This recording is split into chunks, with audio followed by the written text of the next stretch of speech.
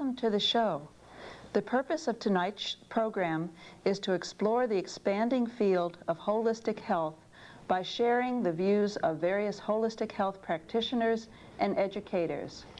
Although the ideas expressed here may come from ancient healing traditions or from modern discoveries and technologies, all have in common a concern for the total well-being of each person. That is, for learning to take care of ourselves on a physical, spiritual, and emotional level. Tonight's guest is Beth Hedva Malinsky. She's a transpersonal therapist, a clinical psychologist, and is a teacher of something called Archetypal Palmistry. Beth, welcome to the show. Thank you, Ruth. All right, now I'm familiar with the term palmistry, but maybe you could begin by telling us a little bit about what exactly is archetypal palmistry. Okay. Archetypal palmistry is a specific focus within the field of palmistry, looking at more of the spiritual principles and how they manifest in our life, in our daily life. So it's looking at the combination then of from spirit forming into a psychological makeup, and then from that psychological makeup into more of an overall way we are in the world, which will influence how we are in terms of our health, in terms of our relationships with other people, and in terms of our own relationship with ourself and what it is we want to accomplish in the world, basically. Is this a very ancient tradition then? Okay, well, most of the intuitive sciences don't have an origin that can be defined specifically by history. There are legends that palmistry, astrology, numerology all have a common origin in pre-Egyptian, ancient Egyptian stuff. And the ancient Egyptian philosophy basically is focused on how everything in the world, everything in the universe is related to everything else, and that the focus then becomes a study of the relationship. And we begin to understand that relationship through the symbol. The symbol begins to open up the parts of us that have access to all knowledge, combining it with our known reality. So palmistry and astrology are different kinds of symbol systems which try to unify our perspective of the universe for ourselves. Do you relate palmistry to your practice of psychotherapy, or do you incorporate that into your work? Sometimes. What I'm finding the more I practice at this point is that palmistry, astrology, tarot, all of those are tools for the intuition rather than a specific thing to do. And I will use palmistry more as a diagnostic. It's kind of like taking a temperature gauge of where you are right now in terms of yourself. How are you fulfilling your potentials? What are your strengths? What are your talents? What are your conflicts and weaknesses? How do you balance them out with where you've come from, your family background, and where are you going at this point? What trends? Can you see all that from the hand? Oh, the hand is a roadmap more than anything else. It's kind of like an owner's manual. We each have one attached to our bodies, you know? And we can begin by looking into ourselves, into the hand, to understand what it is that we really want to manifest, what our given talents are. Basically, just to describe how the hand works. Palmistry focuses not just on the lines of the hand, and it's by no means particularly a predictive tool. A lot of people get confused and think that palmistry is fortune telling, and when am I going to die, you know, how many kids am I going to have, when am I going to get married, all of these kinds of things. What palmistry is more about is it's looking at the whole person in relationship to different aspects of the self. For example, how flexible a person is can be recognized by how flexible the hands are, how far we can bend the fingers back. So you might want to just compare. Okay. Okay, we can see that for you there's a certain amount of stiffness here as compared. All right, let's see if we can do a comparison here. So this might indicate that I have a less flexible personality or approach to problems? Okay, now there will be areas that you're flexible and areas where you're stiff. So for example, in your relationship to authority is Jupiter, you have a certain amount of flexibility. Now Saturn is very stiff for you. Saturn has to do with how we set boundaries and limits. So when you've made up your mind about something, that's it. You know, you don't want to be tested. You don't want to bend, basically.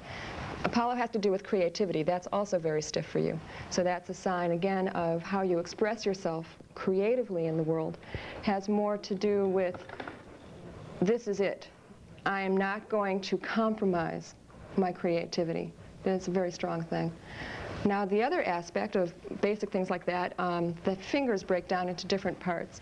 The bottom part of the finger, this aspect here, has to do with our relationship to the material world. And if it's very puffy and pudgy, then there's the sense of somebody who really likes to have a solid security in the world. Material comfort is very important to them. Now, the top part of the finger has to do with idealism, ideas. That's this aspect here. So if you see somebody in this part of the finger is very accentuated, it's somebody who's very idealistic and moves through the world in relationship to ideas. Now, sometimes you'll find people where both of these are very large, in which case that's immediately a cue that the person has a conflict between their ideals and needing a certain level of material comfort. And that's not unusual, actually, in the counterculture that's around today. Many people experience that kind of tension. Now, again, with the ideal level, it has to do with, the fingers have to do with intellect and the mind. And if we can bend the finger back this way, like this, you can see how it has a nice arch to it. That's a sign of being open-minded.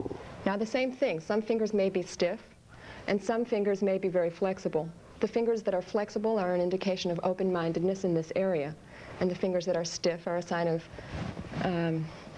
more rigidity in that particular realm or thought. If people go through life changes or work to change themselves in any aspect, do their hands actually change? Yes, they do. They change in a number of ways. For example, the spaces between the fingers, how tight a person is, or how relaxed, or how closed. Do we naturally hold our hands like this, or, you know, just whatever, in a relaxed way? These kinds of changes happen daily. Then there are changes that change with attitude and with major changes in personality. Now, the major lines themselves will not say drastically change, but what will change are the relationships between the lines. People will grow little lines that connect them in different ways, which is indeed what's happening psychologically for people as we begin to make connections that we weren't making before. Yes, we are basically who we are, but we begin to experience the world differently. And this is all reflected in the hand. So in that way, we have changes that happen over time and changes that happen daily. Along with color of the hand will change too. And that's also an indication of temperament, basically. Say more about the color of the hands. Well, the color has more to do, all right, that's... Is that a hard one? It's not hard. I feel that we have such a limited amount of time, I would rather get more into specifically the qualities of the fingers and the different things. What I'd like to do right now is just give an indication of the different things that can be read. So, for example, color is one. Shape of the hand is another. Another thing that we read is the outside of the hand, and that gives us an indication of all sorts of different kinds of personality traits. And then finally we get to the inside of the hand, which are the mounts, which I'll be talking about this evening quite a bit, and the lines. Now, the mounts of the hand are more like the adjectives. They are the descriptive character of a person. How, for example, Jupiter is how we deal with authority. How responsible are we in the world? How irresponsible are we? How do we relate to authority? How do we accept authority, for example? So it's the qualitative aspect. The lines are more of the action. They're the verbs. And they talk about concentration, vitality, relationship, different very specific areas and how we act in those areas. So when we begin to combine the mounts, which are the adjectives, and the lines, which are the verbs, in relationship to the subject, which is you or me or whoever we're doing the reading for, we begin to make a whole story. And the story is very specific for each individual, because each person's relationship to these different aspects will be different. One thing that I'm often asked is, if I have my hand read now by you, and somebody else reads my hand, will I get the same reading? Okay. And one of the things that I feel very strongly about all of the intuitive sciences, again, is that it's not a matter of just reading the lines. It's, you know, it's the difference between reading the lines of a play and acting. And the intuition is the inspiring element that comes through very specifically in the moment between a person and the person who is reading. And that is an instant in time that cannot be repeated. So I just wanted to put that in there also. Sure. Okay. Okay. Now you are calling your kind of palmistry, or the subject that you teach, archetypal palmistry. How exactly do you use the word archetypal? Okay. Well, archetypal palmistry is talking more specifically to our relationship to very divine principles or elements, and how we begin to channel and manifest these elements in our daily life, and how then these forces, these archetypal forces or principles, which are collective, which are common to all of us, how we take these and it creates our own way in the world, our own personality, basically. And I'd like to put up another chart here.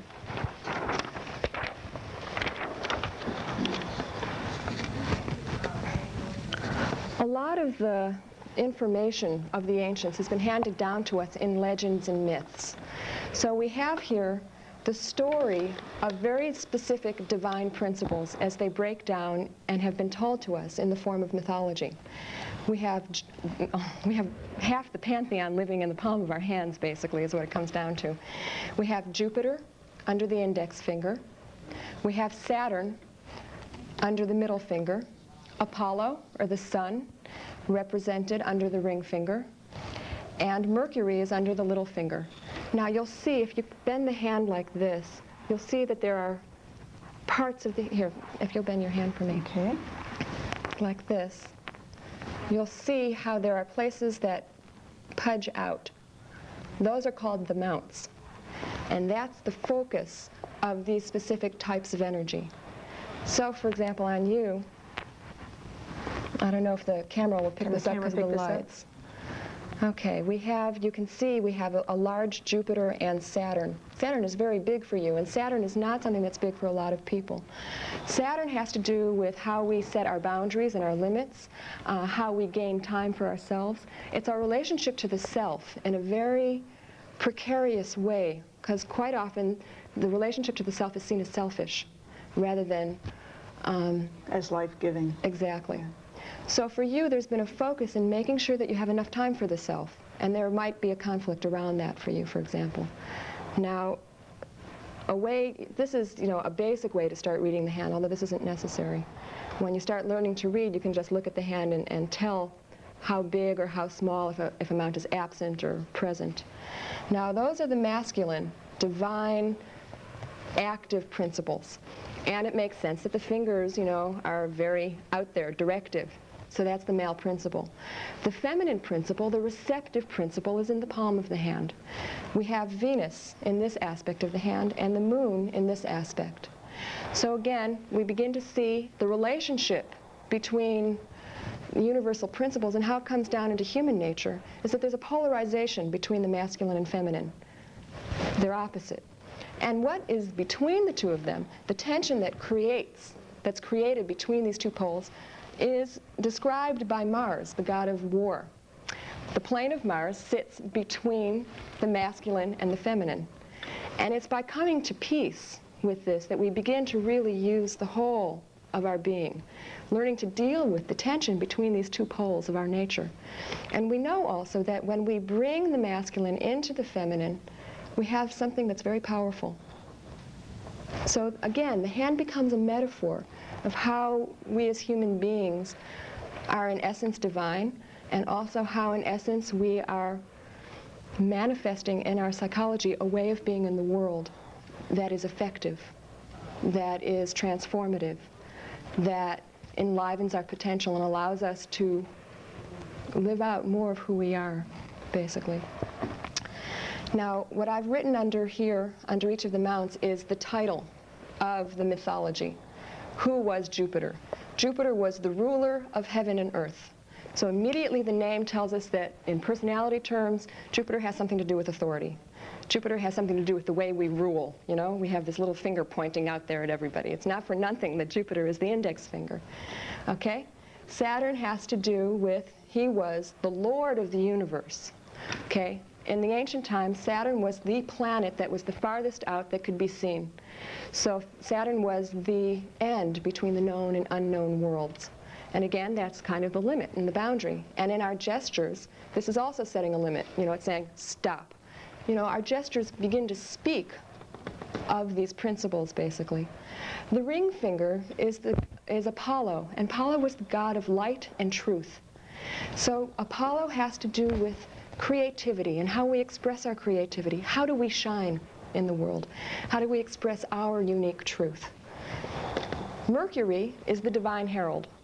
Mercury is the one god who could go anywhere and describe anything to anybody and come back and tell more about it. So Mercury talks to us about communication. How are we in relationship? How are we in relaying what we know about ourselves and about others? Mars, as I said before, is the god of war, dealing very specifically with how do we relate to fear, frustration, anger, aggression, panic, all of the yucky things that we really don't want to deal with. So Mars talks to us about our relationship to that, the war within ourselves, and how we externalize that. How do we express it in our relationships with others? Venus is the goddess of love and desire. And her element, she's the active principle of the feminine. She's the outer feminine. Okay, so her expression has to do with culture, beauty, history. It translates into where are our passions and our compassion in terms of personality, what drives us. And then we have the moon. Now the moon in ancient times was represented by a triple goddess. The triple goddess of the moon, one aspect is Selene, another aspect is Diana, and the third aspect is Hecate. Selene is the moon itself, so it talks about the phases and changes, talks about our moodiness, our changeability, okay? And imagination and all of that sort of dream-like stuff that happens at night. Diana was the goddess of the night. She went around living with the wild things. She was friends with the animals in the forest. So there's that aspect of us that is untamable, and it's very feminine, and it's hidden, it's in the unconscious. And then we get to Hecate. Hecate is the one Titan goddess, or god for that matter, who Zeus couldn't control. She is the mistress, or the goddess of the underworld. She represents that power to take from the unmanifest and bring it through consciousness so that we can then create something. So these are the different elements within ourselves. This may be a question we hadn't talked about before the show, but are there differences in the hands of people from various cultural backgrounds that show up? I don't know if I've had enough experience with different cultures to really answer that question. I know that India has its own method of palmistry, and I'm not familiar with it, but they have all sorts of different signs and ways of reading things. So I'm sure that there are differences. Okay, now we were going to do an example of palmistry on my hand. Okay, great. First of all, one of the questions is which hand to read. So cross your hands over like this. Okay, now you can see how your thumb crosses over. Through this gesture, this tells me that this is your cover in the world. And you can see that your hand rests on the little finger here. So if you pull your hands apart, the little finger is, for you, the right hand, and the thumb is connected to the left. The little finger, the foundation hand, talks about your family of origin. But we won't focus too much on that this evening. The cover talks more about you. So we'll look at that. Okay. Okay, great. Now, okay, where shall I begin here? All right, we can see just looking at your hand how your Saturn finger, which has to do with how you set limits and structures, bends in towards the creative and the communication. So there's for you a tendency to draw from the more unconscious realms rather than the conscious realms, and to try, you prefer them actually, is what it comes down to. You prefer to spend time in your creative, inspirational aspect and trying to create a way that you can communicate this out, creating a structure that can communicate your deeper inner self. That's like a focus that's very important for you. Now, that's very true.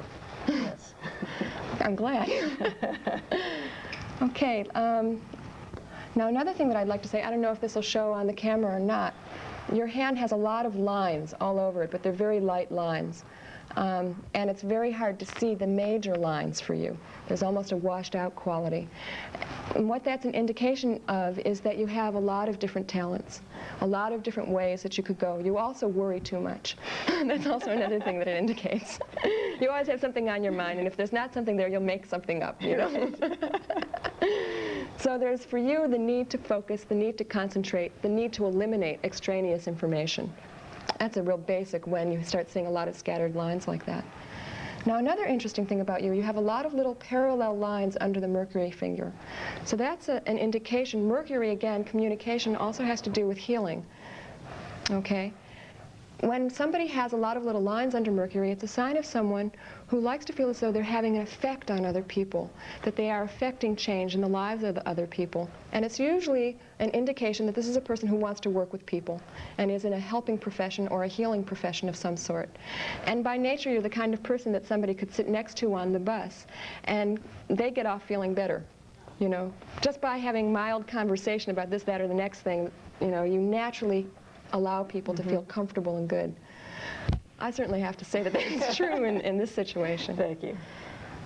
Okay, now another interesting thing about you is your headline. Okay, I'm just going to draw it out. Your headline is attached tightly into the lifeline, so that's an immediate indication that your family is very important to you, that you have a lot of family ties, and untying the strings is a challenge. Okay, that's first. Now second, the headline has to do with how we concentrate, how we think. And for you, your headline has a branch on the end, so there's a sign that you really appreciate good literature and poetry, and that you also perhaps have skills in writing. And it might be worth your while to keep a journal or to use this ability to express yourself. You'll find a sense of fulfillment of parts of you that you can't express outwardly comes out through writing, for example. Is that accurate for you? Sort of accurate. Okay. I had a feeling from while I was reading you that that wasn't fitting in for you. Now the other thing that's happening for you is that you have an interesting thing happening here too. I hope it's good. Okay, let me just describe what you have. You have part of your headline that dips all the way down into Luna. So that's an indication, particularly with this other aspect that dips up to the heart. There's a conflict for you on how to really express the emotional and delivery of the emotional, in relationship particularly. And there's also a tendency to want to deal with things of an emotional nature within yourself rather than taking it out to the person that you need to work it out with. That creates conflict for you in your life.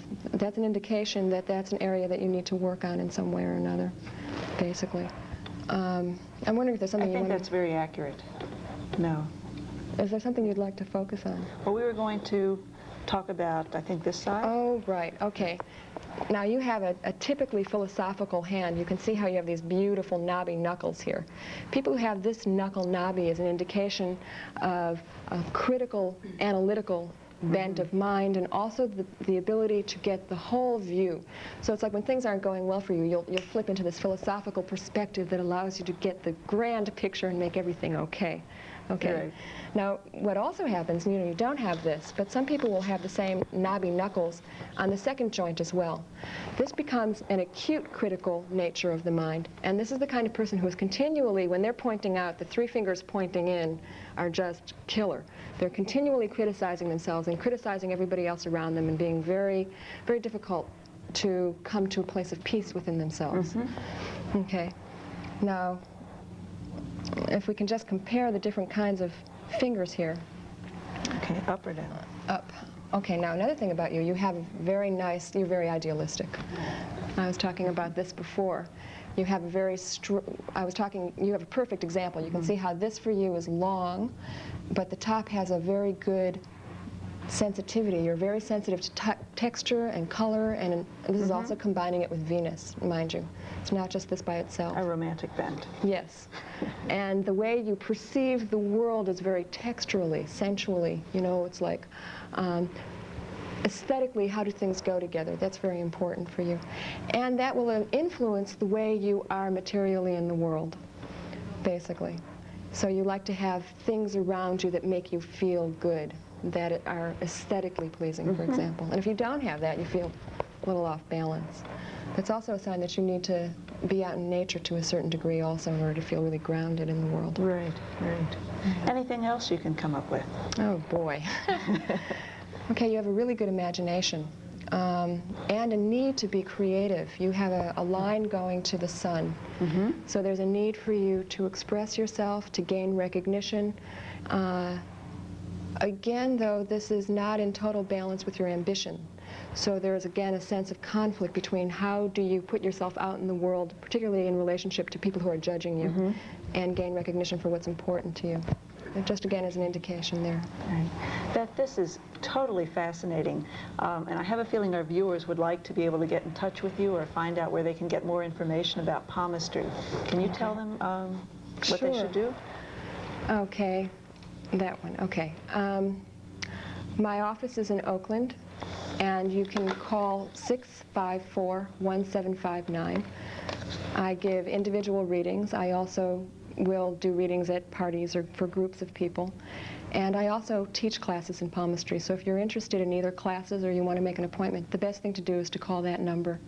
And you can either leave a message or talk to me directly. So that's the best way of doing it. I also have a free drop-in group on Monday evenings for people who are trying to create some sort of framework for understanding the interface between psychological and psychic or spiritual growth experiences in their own lives. And so if that's something that's interesting to you, you also might want to call 654-1759 and come to the group. Okay, any last words that you might want to say on archetypal palmistry? Last words. God, there's so much that we didn't cover. You know, God, we didn't even cover the thumb. Oh, one last word. Okay. Basically, there's one aspect in the hand that's not named, and that is the thumb. And we know in human nature how the thumb is what separates us from the rest of the animals. So there's an aspect in our nature which is divine that can't be named and is as separate from the rest of the gods as we are from the animals. And I guess that's something that I'd like to say. Thank you very, very much for being on the show and talking about archetypal palmistry. I want to ask you all to return in 2 weeks. We'll be having our next show on holistic health, and on that show and on upcoming shows we'll be talking about such topics as stress management, biofeedback, body work, medicine, and various other topics related to holistic health.